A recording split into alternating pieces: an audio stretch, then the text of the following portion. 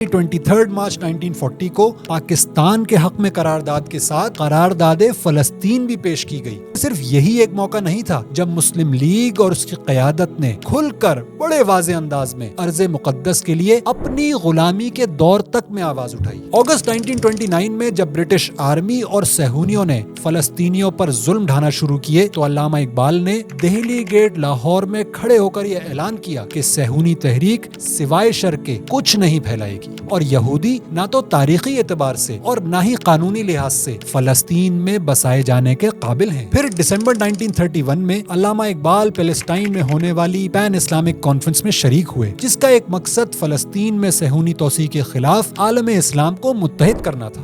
1934 انجمن حیات اسلام کا جلسہ ہے جس میں علامہ اقبال خبردار کرتے ہیں کہ فلسطین کو یہودیوں کا وطن بنانے کا برطانیہ کا کوئی حق نہیں ہے۔ نومبر 1934 میں قائد اعظم محمد علی جناح کی قیادت میں مسلم لیگ نے انڈین وائس رائے لارڈ ویلنگٹن سے ملاقات کی، جس کا مقصد فلسطین میں یہودی آباد کاری یعنی بیلفور ڈکلیریشن کے تحت فلسطینیوں کے حقوق کی پامالی کے خلاف احتجاج کرنا تھا۔ 27 سپٹمبر 1936 کو عرب ہڑتال سے فلسطینیوں نے برٹش مینڈیٹ اور صہیونی آباد کاری کے خلاف تاریخی جدوجہد شروع کی تو یہاں ہندوستان میں قائد اعظم محمد علی جناح نے یوم فلسطین منایا، جس میں مختلف شہروں میں ہڑتالیں ہوئیں، جلوس نکالے گئے اور فلسطینیوں سے اظہار یکجہتی کیا گیا۔ اکتوبر 1937 لکھنؤ اجلاس میں جناح نے برٹن کو وارننگ دی کہ اگر فلسطینیوں سے کیے گئے وہ وعدے پورے نہ ہوئے تو نتائج خطرناک ہوں گے۔ پھر 15 اکتوبر 1938 کو دوبارہ یوم فلسطین منایا، جس میں لاکھوں لوگ سڑکوں پر آ گئے اور برٹش گورنمنٹ نے اس احتجاج کو اپنے لیے ایک مشکل صورتحال قرار دے کر لندن رپورٹ پیش کی۔